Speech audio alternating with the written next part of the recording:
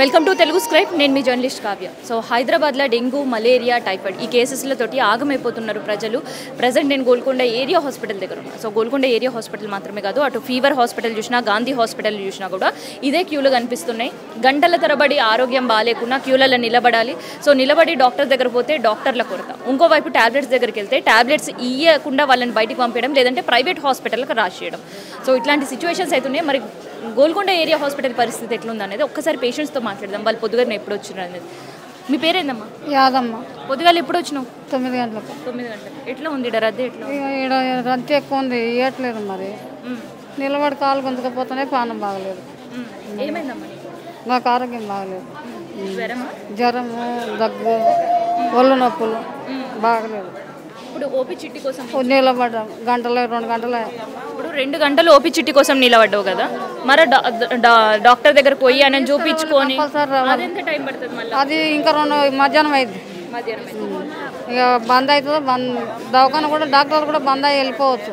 డాక్టర్లు ఉండరు మళ్ళీ. మరి 12 అయితే బంద్, వాళ్ళు వెళ్ళిపోతారు. మళ్ళీ రేపు మళ్ళీ ఓపెన్ నిలబడాలి. మళ్ళీ తెల్లారు వచ్చి వచ్చారు. ఇవాళ ఫస్ట్ టైం రావడం? నిన్న కూడా లేదమ్మా, నేను నెలలో తిరుగుతూనే ఉంటాను దవాఖానకు. ఏ రోజు ఆ రోజు చిట్టి వేపించుకోవడానికి వాళ్ళు చూడరు, ఇక్కడ చూసుకోవడానికి వాళ్ళు వెళ్ళిపోతుంటారు. ఇదే అవుతుంది మరి. ఇక గవర్నమెంట్ హాస్పిటల్ అంటేనే ఇదే. आपका नाम क्या है? जी मेरा नाम फौजिया। किधर से आए आप? मैं सालानगर कंचे से। क्या हुआ? बुखार, खांसी, बुखार, सर्दी, सर में दर्द। कैसे इधर क्यों है? इधर जी क्यों है इधर? क्यों मतलब? नहीं, भीड़ कैसे है इधर? बहुत है भीड़, तो बाहर तक चले आती, लेट हुआ। कितने देर लगे आपको चिट्ठी लेने के लिए? मेरे को 2 घंटे हो गया। 2 घंटे? पूरा वहाँ से यहाँ तक आए थे। మీ పేరేందమ్మా? రాదా. పొద్దున్న ఎన్ని గంటలకు వచ్చింది? 10 o'clock 9:30కి వచ్చాం. 9:30కి వచ్చాం కానీ లైన్ కదలట్లేదు, ఇంకా అట్లా ఉంది. ఎక్కువ రష్గా ఉంది. ఇవాళ నేను రావడం, నిన్న కూడా వచ్చారు? లేదు, ఈరోజు వచ్చాను ఫస్ట్. మరి ఇక్కడ ఇంకెంత టైం పట్టేటట్టు ఉంది? ఇంకా 1 hour పడుతుంది ఇక్కడ. మరి ఇక డాక్టర్కి పోయి చూపించుకొని గోళీలు తీసుకొని ఇంటికి పోవడానికి, ఇక్కడికి దవాఖానలోకి వెళ్ళి బయట పడడానికి ఎంత టైం పడుతుంది? 1 అవుతుంది. 1:30, 1 to 2 అవుతుంది. మధ్యాహ్నం వరకు అవుతుంది. మరి మందులు ఇస్తారు మొత్తం, లేదంటే మళ్ళీ బయట నుంచి తెచ్చుకోవాలి? ఇస్తారు బయట. ఇక్కడ ఇచ్చేవాడు ఇక్కడ ఇచ్చేస్తారు, బయటకి ఇచ్చేవాళ్ళు బయట ఇస్తారు. బయట మంచిగా అనిపిస్తుంది ఇక్కడ సౌలభ్యం, ఇబ్బంది కొంచెం గవర్నమెంట్ హాస్పిటల్ కదా, మెడిసిన్స్ కొంచెం బాగుంటాయి. కానీ అట్లా డాక్టర్లు ఉంటారా? డాక్టర్స్ ఉంటారు. మళ్ళీ 11 తర్వాత వెళ్ళిపోదు వాళ్ళ టైమింగ్ ఏంటంటే వాళ్ళు వెళ్ళిపోతే మళ్ళీ నేను మార్నింగ్ రావాల్సి వస్తుంది. అంతేనా?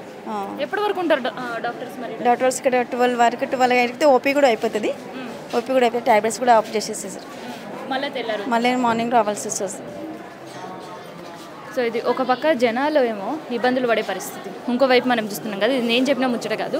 గోల్కొండ ఏరియా హాస్పిటల్లో ఓపీకి జనాలు రావడం, కొంతమంది 6 గంటల నుంచి క్యూ కడితే, ఇంకొకరు 7 గంటల నుంచి. మొత్తానికైతే అటు ఇటుగా 9 గంటలకు ఇక్కడ గేట్ ఓపెన్ చేస్తే లోపలికి వచ్చేసరికి డాక్టర్ల కోసం ఎదురు చూస్తారు. 10:30కి డాక్టర్లు వస్తారు.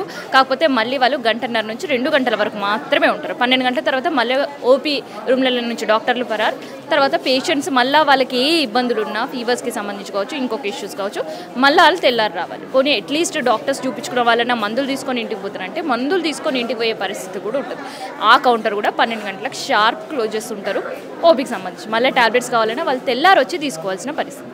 సో అవి కూడా పూర్తి స్థాయిలో ఇస్తారా అంటే అది కూడా ఇయ్యరు, అరా కొరగా మాత్రమే ఇస్తారు. సో కేవలం ఇది గోల్కొండ ఏరియా హాస్పిటల్ ఉన్న ముచ్చట మాత్రమే కాదు, కానీ ఇక్కడ ఉండే ఏరియా హాస్పిటల్ ఇది చాలా పెద్దది. అండ్ మిగతా హాస్పిటల్స్ దగ్గర కేవలం బస్తీ హాస్పిటల్లే అందుబాటులో ఉన్నాయి. అండ్ దాంతోపాటు బస్తీ హాస్పిటల్లో సరిగ్గా ట్రీట్మెంట్ లేక, మందులు కూడా ఇయ్యలేక, అండ్ అక్కడ ఉండే వాళ్ళు సరిగ్గా చూడక అందరు కూడా గోల్కొండ ఏరియా హాస్పిటల్కి క్యూ కడుతున్నారనమాట. సో గతంతో పోలిస్తే ఇక్కడ దాదాపు 50% ఆఫ్ ఓపీ కూడా పెరిగింది. దాదాపు ప్రతిరోజు ఓపీ 1000 పైనే దాటే పరిస్థితి ఉంది. మరి ఇంత ఓపీ ఉండి జనాలు ఇంత అవస్థలు పడుతుంటే మరి ఇక్కడ ఉండే సూపరింటెండెంట్ ఏం చేస్తున్నారు అంటే ఆయన చేతిలో కూడా ఏం లేని పరిస్థితి. ఎందుకంటే ఇక్కడ డాక్టర్ల కొరత ఉంది, అటెండర్ల కొరత ఉంది.